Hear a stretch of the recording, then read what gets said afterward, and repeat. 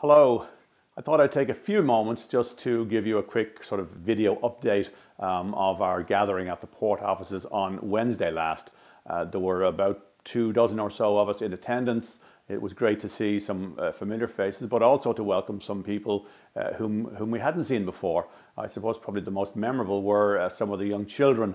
These four young lads turned out to be the best distributors of propaganda literature that I've ever seen. They took our little postcards and ran up and down the mall, pretty much giving them to anybody whom they could persuade to take them.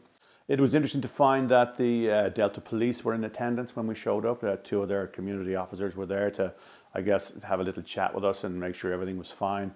We were also delighted to see some people from the Optimist there.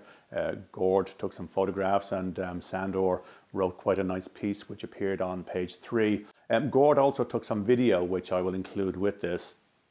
And it was nice to see some of our members speak as eloquently as they did about the issues that are of concern to us. We're running at a new industrial here in the Fraser River, and soon we're going to convert it into a Rotterdam, and that's not good for salmon, wildlife, human safety, and our quality of life. I'm part of the Citizens Against Port Expansion, and I started in the group about 2 years ago because I'm very concerned about what's happening in the port and the expansion and how it will affect the Fraser River and how it will affect the whole area here in Delta. I live in Tsawwassen, so I've always been a person who's concerned about environment, and that's why I'm here.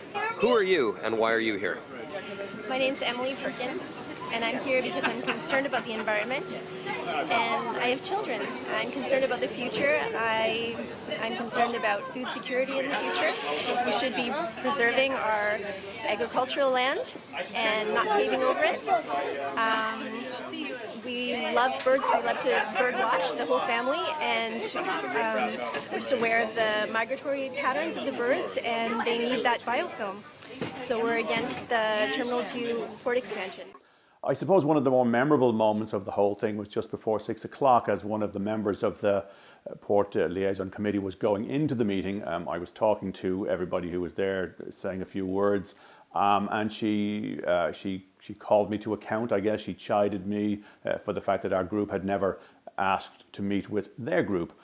So Susan Jones, one of our members, very quickly suggested to me that might be a possible invitation to show up at some point in time and actually speak to that committee. So I'm in the process now of writing to the person who convenes those meetings to see if in fact it might be possible at some stage in the not too distant future to actually go to one of their meetings and have a chat with the good people of the committee and explain to them who we are, what we're doing, and why we are doing it. So this will be the first of an occasional video update to let you know what's going on, keep you up to date as to what we are planning to do. We have a few interesting and creative ideas that we plan to put into play in the months ahead. So as I said, stay tuned and we will keep you in the loop. Thank you.